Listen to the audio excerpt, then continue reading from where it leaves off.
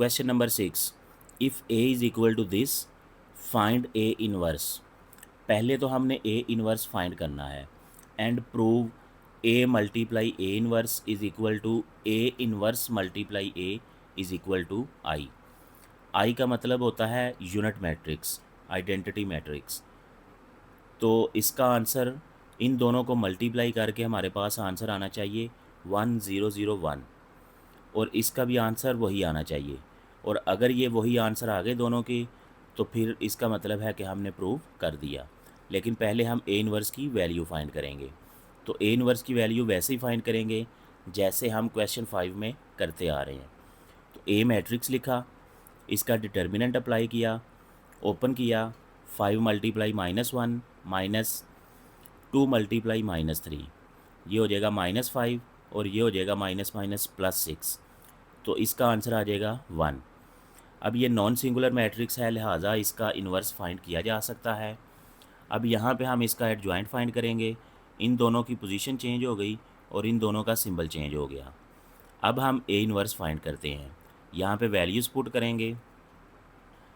अब ए डिटर्मिनेंट की वैल्यू 1 है और ये हमारे पास एडजॉइंट ऑफ ए है। तो 1 को जब इस पे डिवाइड करेंगे तो यही आंसर आ जाएगा। इसका मतलब है कि ये वाला इसका ए इन्वर्स का आंसर आ गया। अब हम ए मल्टीप्लाई ए इन्वर्स फाइंड करते हैं। याद रखें डिटर्मिनेंट्स, ये मैट्रिसेस में जब भी हम मल्टीप्लाई करते हैं तो जो पहला नंबर है वही पहला हम यहाँ पे लिखते हैं, और दूसरा जो हमारे पास मैट्रिक्स है वो दूसरे नंबर पे लिखते हैं। तो ये ए की वैल्यू है, ये ए इन्वर्स की वैल्यू है, और इन दोनों को हम मल्टीप्लाई करेंगे। पहली रो को पहले कॉलम से मल्टीप्लाई किया तो ये आ गया हमारे पास, यानी 5 मल्टीप्लाई -1 प्लस -3 मल्टीप्लाई -2, ये हमारा पहला एलिमेंट बन गया। अब रो 1 को कॉलम 2 से मल्टीप्लाई करेंगे। 5 मल्टीप्लाई 3 प्लस -3 मल्टीप्लाई 5। अब सेकंड रो को फर्स्ट कॉलम से मल्टीप्लाई करेंगे। 2 मल्टीप्लाई -1 प्लस -1 मल्टीप्लाई -2। अब सेकंड रो को सेकंड कॉलम से मल्टीप्लाई करेंगे। 2 मल्टीप्लाई 3 प्लस -1 मल्टीप्लाई 5। अब इन्हें सिंप्लीफाई कर लें, ये -5 हो गया, ये +6 हो गया, ये लिख लिया। ये 15 -15 हो गया, ये -2 +2 हो गया, और ये 6 -5 हो गया। इन्हें सिंप्लीफाई करें तो हमारे पास ये आ गया 1001। तो ये जो चीज़ है ये आई के बराबर है, आइडेंटिटी मैट्रिक्स के बराबर है। तो इसको हमने इक्वेशन 1 का नाम दे दिया। अब हम मल्टीप्लाई करेंगे ए इनवर्स मल्टीप्लाई ए। ये ए इनवर्स है, ये ए है, दोनों को मल्टीप्लाई किया। रो 1 को कॉलम 1 से मल्टीप्लाई किया, ये आ गया। रो 1 को कॉलम 2 से मल्टीप्लाई किया, ये आ गया। रो 2 को कॉलम 1 से मल्टीप्लाई किया, ये एलिमेंट आ गया। रो 2 को कॉलम 2 से मल्टीप्लाई किया, ये एलिमेंट आ गया। इन्हें सिंप्लीफाई करें, -5 +6 आ गया, ये +3 -3 आ गया, ये -10 +10 आ गया, ये +6 -5 आ गया। तो इन्हें सिंप्लीफाई करेंगे तो 1001 आ गया। तो इसको हमने इक्वेशन 2 का नाम दे दिया। अब इक्वेशन 1 और इक्वेशन 2 से हम लिख सकते हैं आई जो है वो इसके बराबर है, आई जो है वो इसके बराबर है, यानी इसका आंसर भी आई आ गया, इसका आंसर भी आई आ गया। तो दोनों इक्वेशन से हम कंपेयर करके लिख सकते हैं A multiply A inverse is equal to A inverse multiply A is equal to I, hence proved. अब एक्सरसाइज 3.5 का क्वेश्चन नंबर 7 करते हैं। Show that following are multiplicative inverse of each other, यानी इन दोनों को अगर हम मल्टीप्लाई करें तो इसका आंसर 1001 आना चाहिए, यानी मल्टीप्लिकेटिव इनवर्स आइडेंटिटी जो है, यूनिट मैट्रिक्स जो है, वो आंसर आना चाहिए। तो इसे सॉल्व करते हैं। 2 multiply 2 plus -1 multiply 3, 2 multiply 1 plus -1 multiply 2। -3 multiply 2 plus 2 multiply 3, -3 multiply 1 plus 2 multiply 2। इन्हें सिंप्लीफाई किया, ये आ गया 4 -3, 2 -2, -6 प्लस 6, -3 प्लस 4। तो इन्हें सिंप्लीफाई किया 1001 आ गया। तो इसका मतलब है कि ये दोनों एक दूसरे के मल्टीप्लिकेटिव इन्वर्स हैं, इसीलिए तो वो ये वाला यूनिट मैट्रिक्स आया है। पार्ट नंबर 2, इन दोनों रकमों को लिखा, मल्टीप्लाई किया, रो 1 को कॉलम 1 से मल्टीप्लाई किया, ये बन गया। रो 1 को कॉलम 2 से मल्टीप्लाई किया, ये बन गया। रो 2 को कॉलम 1 से मल्टीप्लाई किया, ये एलिमेंट बन गया। रो 2 को कॉलम 2 से मल्टीप्लाई किया, ये एलिमेंट बन गया। अब ये 4 मल्टीप्लाई 4 16, ये -15, ये 2 के टेबल पे कट होके ऊपर 2 आ गया। 2 मल्टीप्लाई -15 -30, 15 मल्टीप्लाई 2 +30, 2 4 ज़ार 8 -8, ये 2 के टेबल पे कट होके 1 हो गया, ये आ गया -15, और ये 8 2 ज़ार 16। इसका आंसर 1 आ गया, इसका 0 आ गया, इसका भी 0 आ गया, इसका 1 आ गया। तो इसका मतलब है हमारे पास यूनिट मैट्रिक्स आ गया, लिहाजा ये दोनों आपस में मल्टीप्लिकेटिव इन्वर्स हैं, ये हमने साबित कर दिया। अब इस एक्सरसाइज का लास्ट क्वेश्चन करते हैं, question number 8। Prove that A multiply B, और इस सारे का इन्वर्स ये बराबर है B inverse multiply A inverse. तो ये थोड़ा लेंथी सवाल है, लॉन्ग क्वेश्चन है। तो ये हमारे पास ए और बी की वैल्यूज़ हैं, तो इन्हें हमने प्रूव करना है। पहले हम लेफ़्ट साइड स्टार्ट कर लेते हैं। लेफ़्ट साइड में पहले हमने ए मल्टीप्लाई बी फाइंड करना है। तो ए मल्टीप्लाई बी के लिए हमने दोनों को वैल्यूज़ पुट कर दी, मल्टीप्लाई किया। रो 1 को कॉलम 1 से मल्टीप्लाई किया, ये एलिमेंट बन गया। रो 1 को सेकंड कॉलम से मल्टीप्लाई किया, ये एलिमेंट बन गया। रो 1 को कॉलम 1 से मल्टीप्लाई किया, ये। रो 2 को कॉलम 2 से मल्टीप्लाई किया, ये एलिमेंट बन गया। इसको सिंप्लीफाई किया तो हमारे पास आंसर आ गया 0 -1 -8 7। अब हमने इसका इन्वर्स फाइंड करना है, तो उसके लिए पहले डिटर्मिनेंट फाइंड करेंगे। दोनों तरफ डिटर्मिनेंट अप्लाई कर दिया, 0 मल्टीप्लाई 7 -8 मल्टीप्लाई -1, ये 0 हो गया। ये 3 दफ़ा माइनस है तो माइनस आएगा, ये -8, तो आंसर आ गया -8। अब इसका एडजॉइंट फाइंड किया, इन दोनों की पोजीशन चेंज कर दें और इन दोनों का जो सिंबल है वो चेंज कर दें।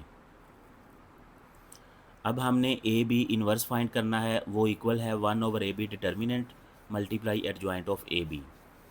तो इसका डिटर्मिनेंट ये है हमारे पास, इसका एडजॉइंट ये है। तो इस -8 को हम हर रकम पे डिवाइड करेंगे। 7/-8, 1/-8, 8/-8, 0/-8। अब ये ऐसे ही आ जाएगा -7/8, ये भी ऐसे ही आ जाएगा -1/8। तो ये 8 से कट होके 1 हो गया, साथ में ये -1 आ गया। 0 पे जब कोई रकम डिवाइड करते हैं तो 0 हो जाता है। तो ये हमारे पास लेफ़्ट साइड का फाइनल आंसर आ गया। अब हम राइट हैंड साइड को स्टार्ट करेंगे। राइट हैंड साइड में हमें बी इन्वर्स भी चाहिए, ए इन्वर्स भी चाहिए। तो पहले हमने ए लिख लिया, इसका डिटर्मिनेंट फाइंड किया। डिटर्मिनेंट फाइंड करके हमारे पास आ गया -8। अब इसका एडजॉइंट फाइंड किया, इन दोनों की जगह चेंज कर देंगे और इन दोनों का सिंबल चेंज कर देंगे। अब हम ए इन्वर्स फाइंड करेंगे। ए डिटर्मिनेंट की वैल्यू है हमारे पास 8 -8। तो इस -8 को हमने यहाँ पे लिखा और अंदर हमने मल्टीप्लाई कर दिया नेक्स्ट स्टेप में। यहाँ एक स्टेप मैंने मिस किया है, डायरेक्ट ही नीचे डिवाइड किया हुआ है। तो इसको 2 के टेबल पे कट करेंगे, ये 3/4 हो जाएगा। इसको 2 के टेबल पे कट करेंगे, ये 1/4 हो जाएगा। इनमें माइनस कैंसिल हो जाएगा, इसमें भी माइनस कैंसिल हो जाएगा। ये आंसर आ गया हमारे पास -3/4, इसका आ गया -1/4, इसका आ गया 5/8 और इसका आ गया 3/8। अब हम बी इन्वर्स फाइंड करेंगे। पहले हमने बी लिखा, इसका डिटर्मिनेंट फाइंड किया। 2 × 2 -3 मल्टीप्लाई -1, ये 4 हो गया। ये 3 दफ़ा माइनस है तो माइनस हो गया। 4 - 3 = 1। तो इसका मतलब है डिटर्मिनेंट हमारे पास 1 आ गया। अब इसका एडजॉइंट फाइंड करेंगे, इन दोनों की पोजीशन चेंज कर दी और इन दोनों का सिंबल चेंज कर दिया। अब हम बी इनवर्स फाइंड करेंगे। बी इनवर्स लिखा, फार्मूला लिखा, यहाँ पे वैल्यूज़ पुट कर दी। अब बी डिटर्मिनेंट जो है वो 1 है, तो लिहाजा जो यही है वो इस पे 1 पे डिवाइड होगा तो यही आ जाएगा। तो ये हमारे पास बी इनवर्स का आंसर आ गया 2132। अब हम B inverse multiply A inverse, इन दोनों को मल्टीप्लाई करेंगे। ये बी इनवर्स का मैट्रिक्स है, वैल्यू है, ये ए इनवर्स की वैल्यू है। इन दोनों को मल्टीप्लाई किया, रो 1 को कॉलम 1 से मल्टीप्लाई किया, रो 1 को कॉलम 2 से मल्टीप्लाई किया, ये बन जाएगा। रो 2 को कॉलम 1 से मल्टीप्लाई किया, ये बन जाएगा। रो 2 को कॉलम 2 से मल्टीप्लाई करेंगे, ये बन जाएगा। ये हो जाएगा 2 multiply -3/4 plus 1 multiply 5/8, 2 multiply -1/4 plus 1 multiply 3/8, 3 multiply -3/4, 2 multiply 5/8, 3 multiply -1/4 plus 2 multiply 3/8। ये 2 के टेबल पे कट हो के -3/2 आ जाएगा। ये ऐसे ही आ जाएगा 5/8।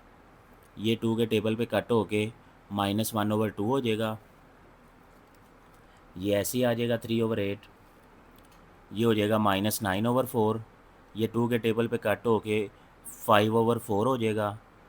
ये -3/4 आ जाएगा।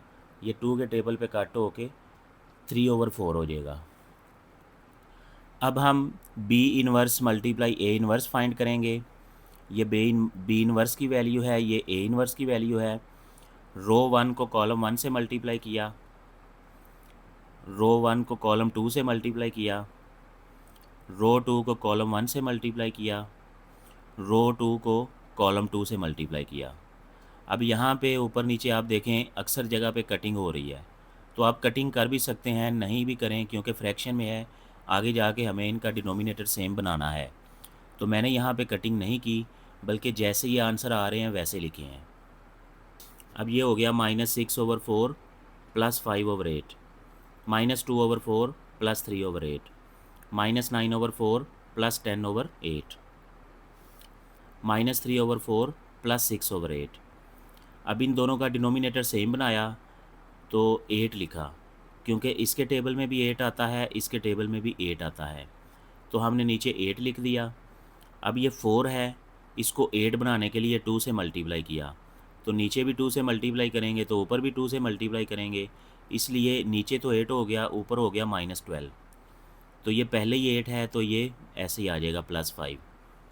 इधर भी ऐसे ही है, नीचे 8 किया, ऊपर वाली रकम को 2 से मल्टीप्लाई कर दिया, -4 हो गया, ये वाला नंबर ऐसे ही आ गया +3। अब नेक्स्ट एलिमेंट भी ऐसे ही है 4 8, तो इसको 8 लिखा, इस रकम को 2 से मल्टीप्लाई किया, -18 प्लस 10, इसको भी नीचे 8 लिखा, इस रकम को 2 से मल्टीप्लाई कर दिया, -6 हो गया और ये +6। अब इन्हें सिंप्लीफाई करते हैं, ये -7/8 हो गया, ये -1/8 हो गया, ये -8/8 हो गया, ये 0/8 हो गया। अब ये तो ऐसे ही आ जाएगा, ये भी ऐसे ही आ जाएगा, ये आपस में कट हो के -1 देगा और ये 0 इस पे डिवाइड हो के 0 दे देगा। तो यही हमारा लेफ़्ट साइड का आंसर था। तो लेफ़्ट साइड और राइट साइड का आंसर इक्वल है, लिहाजा ये हमने प्रूफ कर दिया।